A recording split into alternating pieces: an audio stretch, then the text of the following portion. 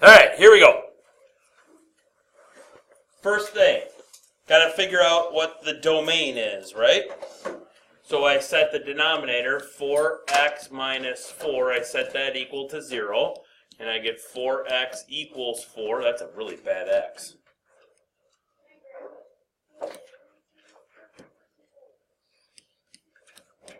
And then, so x equals 1. So my domain here then is all real numbers, but x cannot equal positive 1. Is everybody in agreement so far? Okay? Love it. Then, I got to do step 1.5. Step 1.5 says that the top factors to be x plus 5 and x minus 1. The bottom factors to be 4 times x minus 1. Yes? They both have an x minus 1 in them, so I cancel that out. That means what? That means I have a hole. Because I crossed something out, I now have a hole. Okay? And that leaves me with my new function, f of x, is equal to x plus 5 all over 4. Agree with that? Okay? Love it. So, now, let's deal with that function going forward. What is the vertical asymptote of that function? Vertical asymptote of that function. Vertical asymptote of that function. What? Who said it? Because there's no x. There's no x in the bottom. So if I set the denominator equal to 0, I get 4 equals 0, which doesn't work, right? So there is none. No, but isn't it your restriction? No. Because remember, we added step 1.5. And we have to go back and adjust the vertical asymptotes. Okay? Horizontal asymptotes.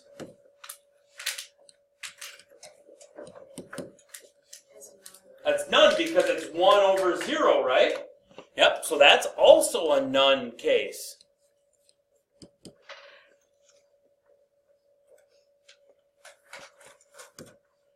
Y-intercept. What do I do there? F of 0. So I plug in 0. So f of 0 is going to be 0 plus 5 divided by 4. So that's going to be at 0, comma, 5/4.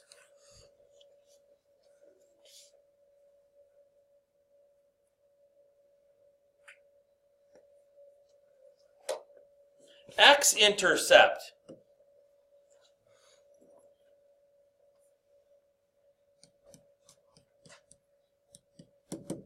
What do I do there?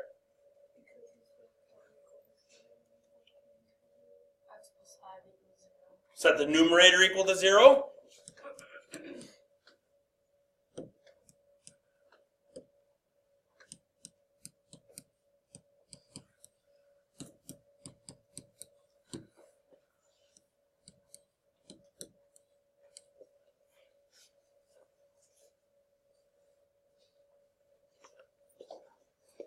One, two, three, four, 5. 5/4 is 1 and... Come on. 1 1/4. No vertical asymptotes, no horizontal asymptotes. If I were to just have given you this black function that's on the screen right now, if I were to given you that last week, 2 weeks ago, 3 weeks ago, could have you graphed it? Why? What is it? What is it?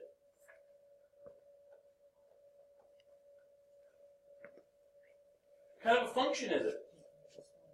It's a linear function. It's a line. Okay? It's a line. If I were to write this as 1/4 x plus 5/4, what can you tell me about it? Y-intercept is 5/4, which we just found. And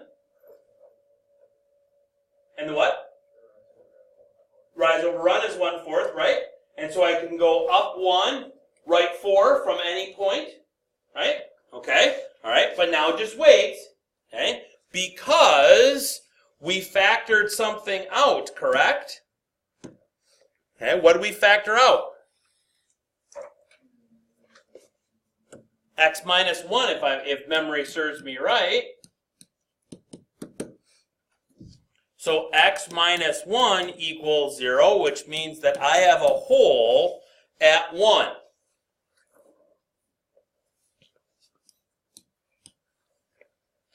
So I need to find f of 1. Well, that's going to be 1 plus 5 all over 4, correct? That was my function. X plus 5/4. 1 plus 5 is 6. 6 divided by 4 is 3/2. Okay? So my hole is at 1, 3/2.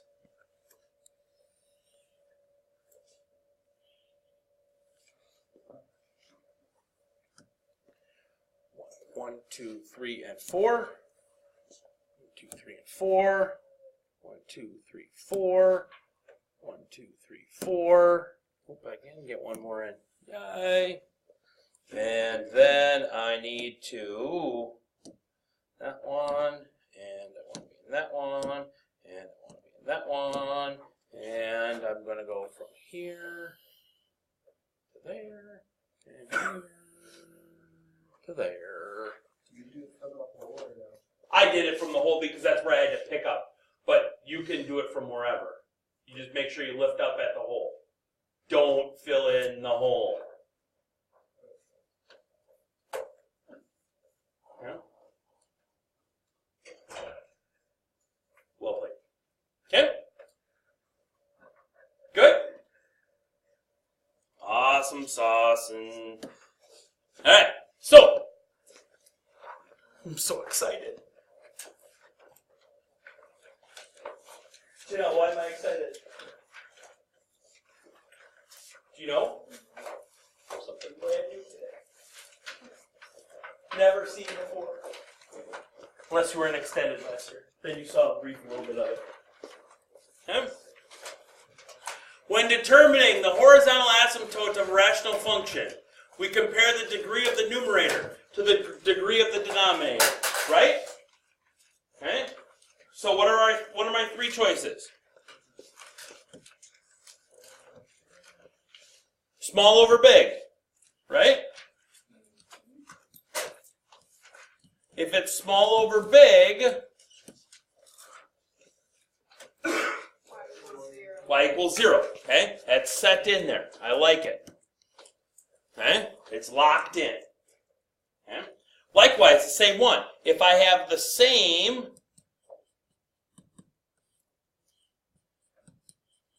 that one's locked in too, right? Y equals A over B. What's A and what's B? Lead coefficient to the top, lead coefficient to the bottom. Love it. Okay? Awesome. But what about the other one? Yeah.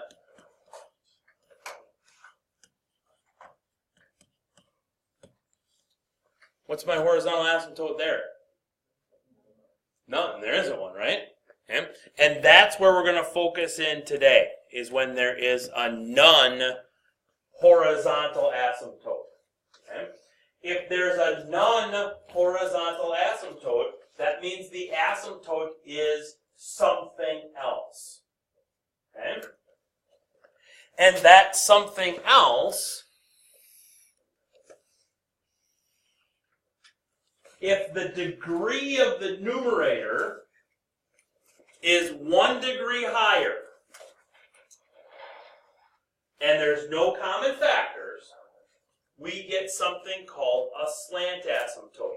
Our asymptote changes from horizontal to linear. It just becomes a linear asymptote that has, like our last function, okay, had a slant asymptote. It just happened to be the line. Okay. If the degree is bigger by 2, then it becomes a parabolic asymptote. It becomes the asymptote forms in the shape of a parabola. If it's bigger by 3, it's a cubic asymptote. But those get really tricky. Okay? We're not going to do parabolic or cubic asymptotes. Okay? We're just going to do slant asymptotes. Okay? So this is step number 6. Okay? Just so you are aware. This is our last of the new steps. Okay? So in step number 6, we have to, it only happens, step 6 only happens when the degree is bigger by 1 in step number 2. Okay?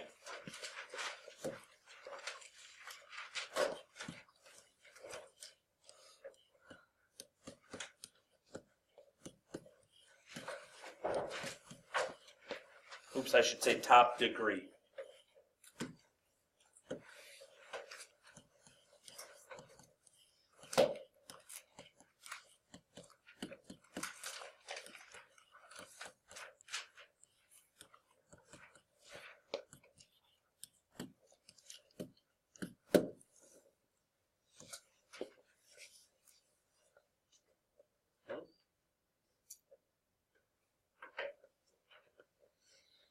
So if this is the case, okay, top is bigger by 1 after you've done all of your factoring and after you've done all of your canceling out and everything else. So if that brand new function still has a top degree bigger by 1, then what you have to do is we have to find the slant asymptote. And the way that we do that is we do that using division. So you are actually going to divide out the fraction.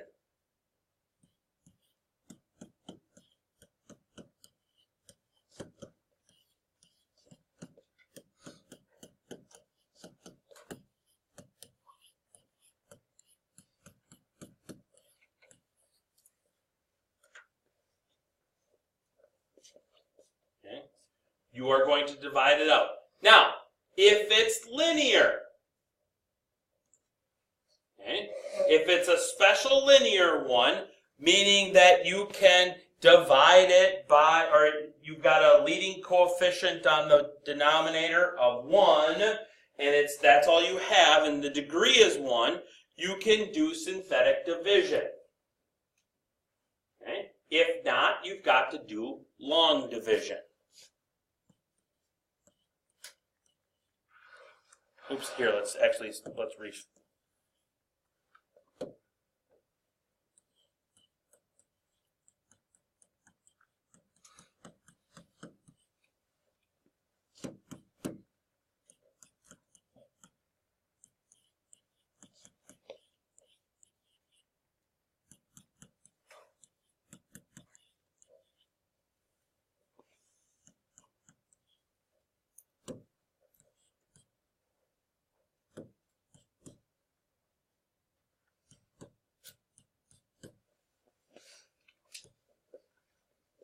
Okay? So we can use synthetic division if our denominator is 1x plus or minus something. If not, we got to use long division.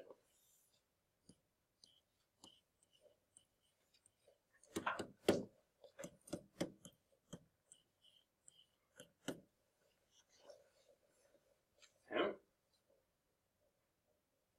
So for instance, I am going to make up a function here. Okay? So my example is f of x is equal to 7x squared plus 14x minus 8 all over x plus 3. Okay? Does it fit the criteria that a slant asymptote exists?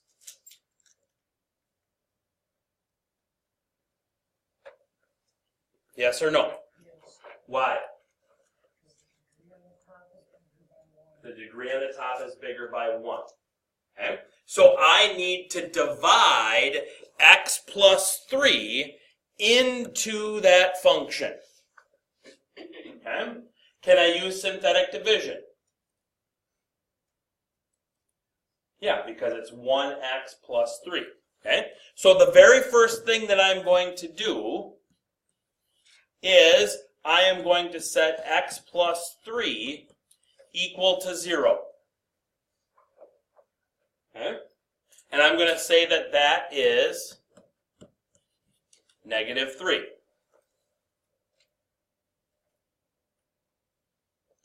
Then what I am going to do is I am going to synthetically divide in negative 3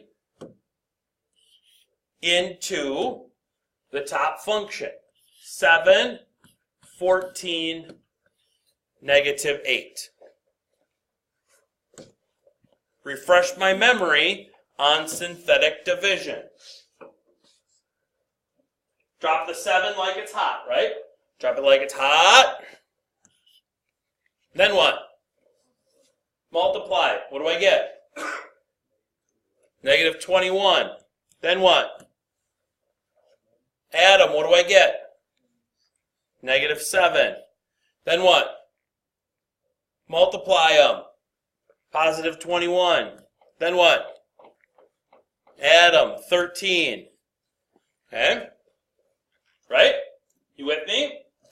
Now, you will always get a little side note action here. You will get a remainder.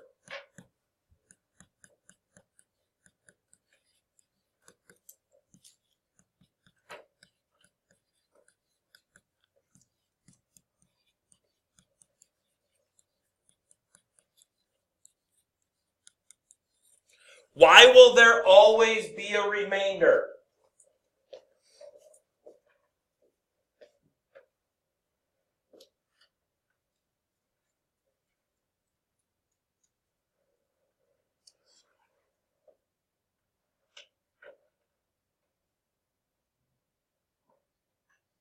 Why will there always be a remainder? Why can I say that every single time you find a slant asymptote, there will be a remainder?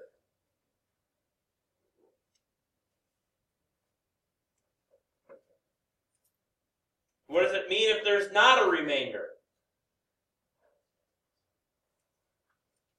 Say loud. Which means what? It's a factor, right? Which means you should have factored it out in step 1.5. Give it a step.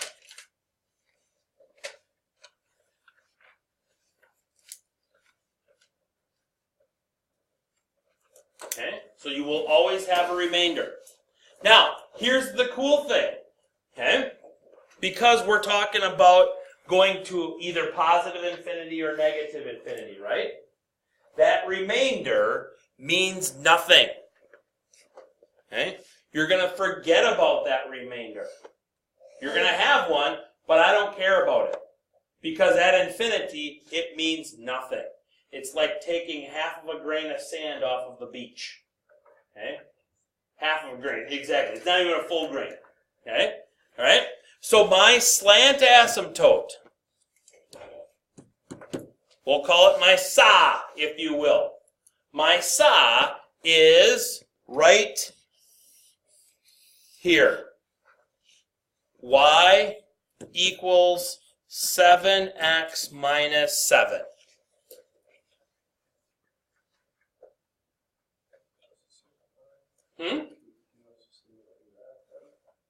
That, like, y equals 7x minus 7?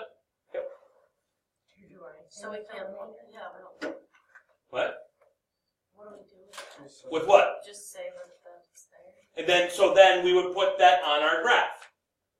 Okay? So then that we would have, instead of having a horizontal dashed line across our graph, now we're going to have a slanted dashed line across our graph. Can you have a horizontal and a slant? Nope. Because what's the first condition to have a slant asymptote? The degree on the top has to be bigger by 1, which is a no horizontal asymptote case. What do you do with that remainder? Nothing. You literally forget about it.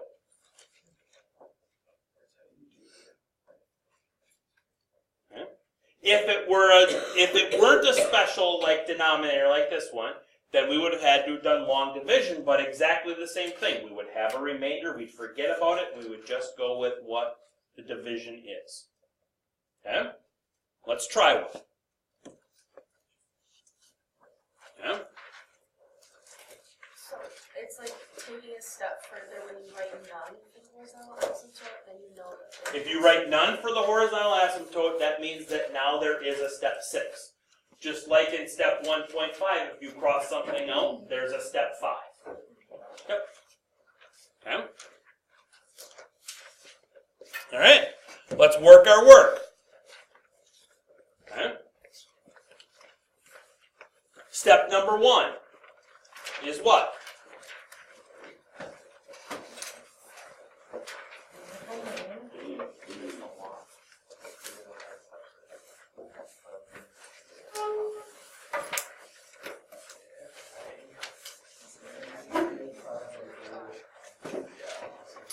Step number 1 is what?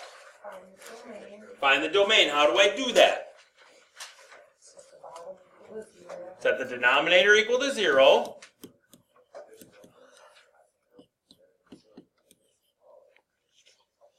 So what is the domain of this function?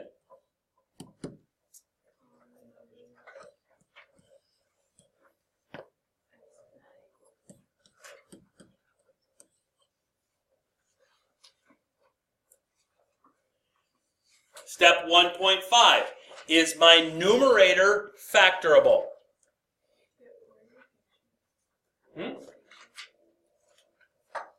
Is the numerator factorable?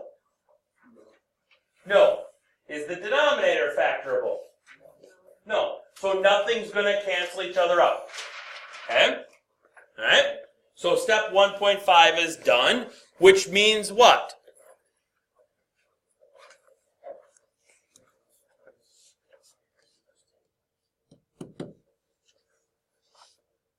Which means what? If there's nothing that factors out. 1, there's not going to be a hole. And 2, x equals 2 is my vertical asymptote.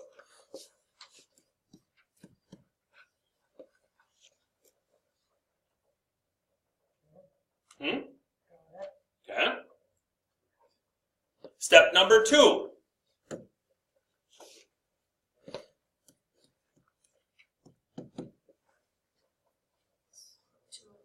It's 2 over 1, which means what?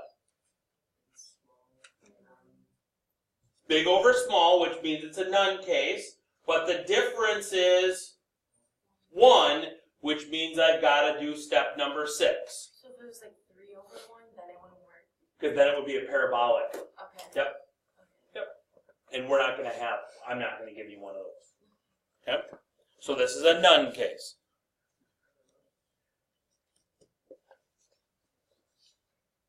Okay?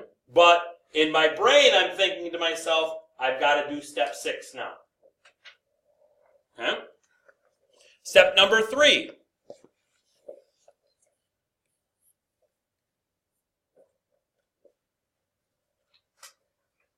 You guys all have your sheets. What's step 3? We're literally working our sheets right now. What? How do I do that?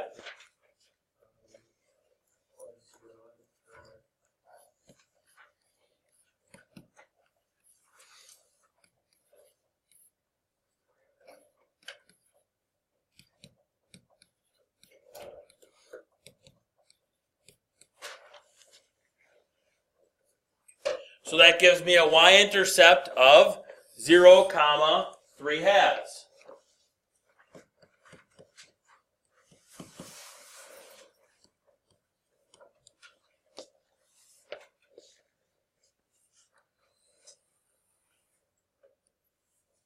Step 4. How do I do that?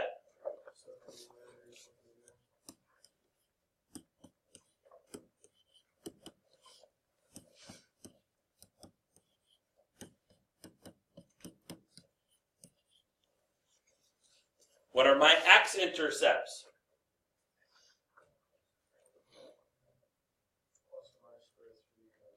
So, but we write them separately, right? Okay. Okay. So,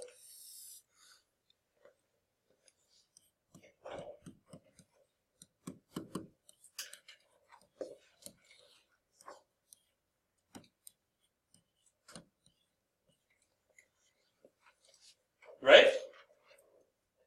Okay. Let's get caught up on our graph. So we had a vertical asymptote at x equals 2. We've got a y-intercept at 1.5.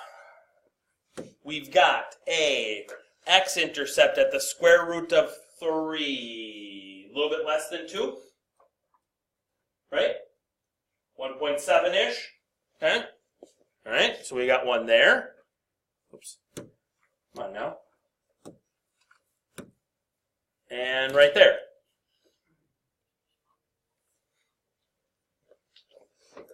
Okay. Love it. Hole. Do we have a hole? Nope, nothing factored out.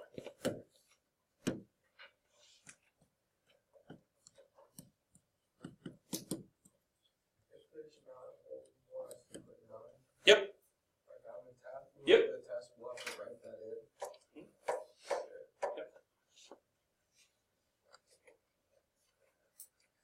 Okay. Step 6.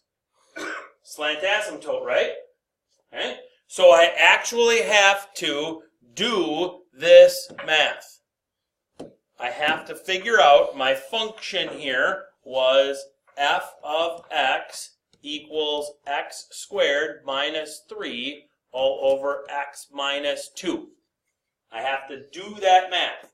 So the very first thing that I'm going to do is I am going to say x minus 2 equals 0, so x equals 2. I set the denominator equal to 0 when I solve for it, because my denominator's lead coefficient was 1.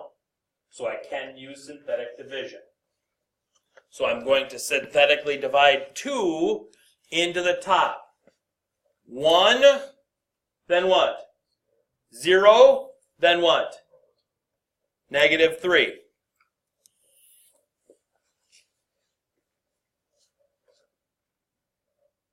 Oops, I should move this down a little bit.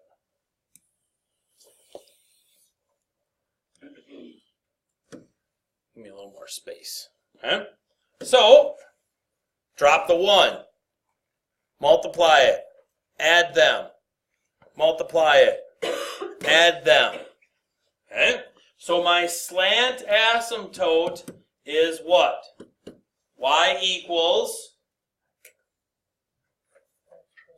x plus 2.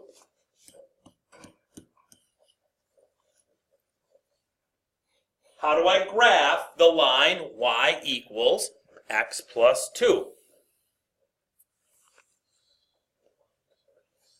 Y-intercept is 2, and then what?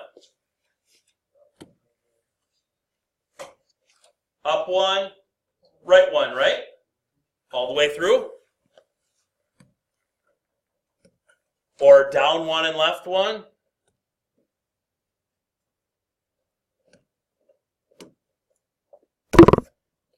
There we go. Okay. How does it go on the graph? Who's the one you left behind? What? You went down 1 and you left 1. Left one. Yep. Left 1. We left a couple behind actually today. Yeah.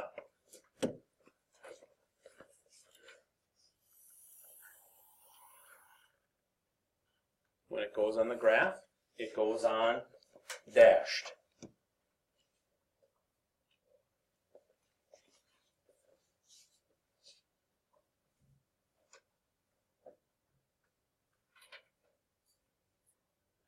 Okay. What's up? So why are there dots that are connected to the line? What do you mean? The purple and green ones? Yeah, Because the purple ones are my x-intercept and the green one is my y-intercept. well, your line doesn't cross there. So What do you mean my line doesn't cross there? oh, that's just the vertical line. Yeah. Yeah. We should do the other part. What now? We should do the other part so you can see the Like, what do you mean? like the parts that's gonna connect to the x-intercept. Yeah, we gotta get to it yet. Oh dang. Yeah, we're not there yet. Work. Yeah, that's step 7. We just got done with step 6. A lot of work. So guess where we're at now? Step 7. Right. Okay. So now we want 3. We usually want in step 7, we want 3 points in one zone, right? Right? Well, I got it over here.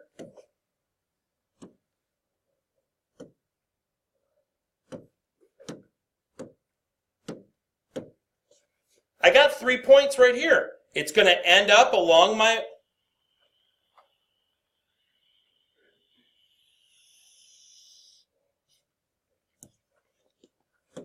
This one should be a different color. That should be that. There it goes. Now it's back to normal. Right? I can't cross over my vertical asymptote, and I got to end along my horizontal or my slant asymptote. So there's there. Okay? So now I just got to find some points over in this side.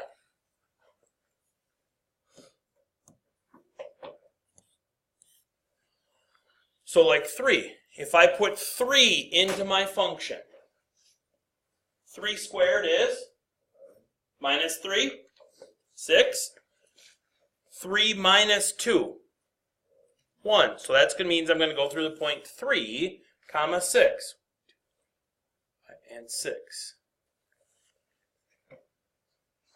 Let's do 4. 4 squared. 16 minus 3. 13.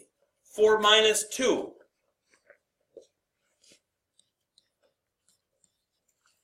13 divided by 2. 6.5.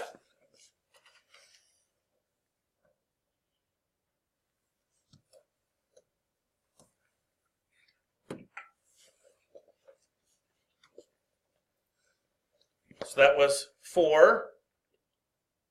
Let's try 6. 6 squared. 36 minus 3. 33, right?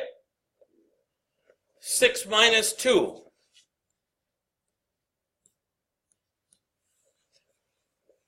4. 33 divided by 4.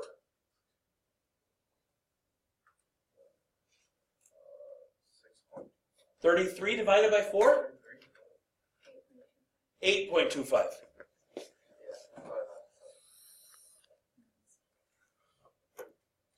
2, 3, 4, 5, 6, 7, 8.25. So that one's going to end up going right up here.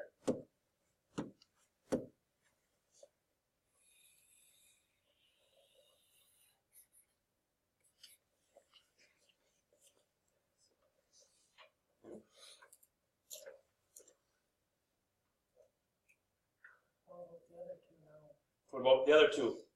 There's like 4 separate quadrants. No, there's not. There's 2 zones. I only got 1 vertical asymptote, so there's 2 zones. The left side of the vertical asymptote, the right side of the vertical asymptote. Yep. I can't go in either one of these zones because if I had a function over here, Colin, if I had a function like right in here that looked like that or a curve that went in there, do I have a function? No, because I failed the vertical line test. Okay? So I can only be, that's why we go zones on by vertical asymptotes. Okay? And that's my graph.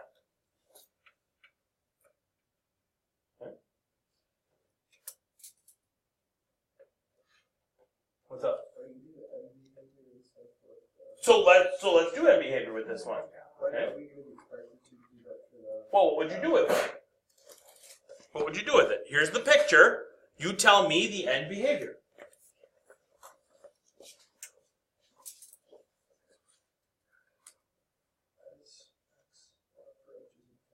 Okay, so as x goes to positive infinity, so that means which side of the graph am I looking at?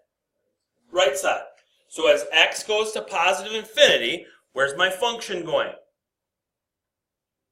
It's going to positive infinity. It's going up and out, right? So as x goes to positive infinity, my function's going to positive infinity. Okay? Give me the other one. This goes to negative infinity. Where's my function going then? Half of x is going to be negative. It's going to negative infinity because it's going down and to the left, right? Okay? So as x goes to negative infinity, my function's going to negative infinity. So that's end behavior. Asymptotal behavior. As x goes to 2 from the left, my function goes to negative infinity. As x goes to 2 from the right, it's going to positive infinity. Okay? So we can still do it. So we don't do like these slant asymptote. What? Like, it's like, In the before, without a slant asymptote, I told you that the end behavior goes to the horizontal asymptote, right? We don't have a horizontal asymptote this time, so it goes to the slant asymptote. So it's either going to go like that, or it could go. We could have a slant going the other way. Yep. Okay. Great, grand, and wonderful.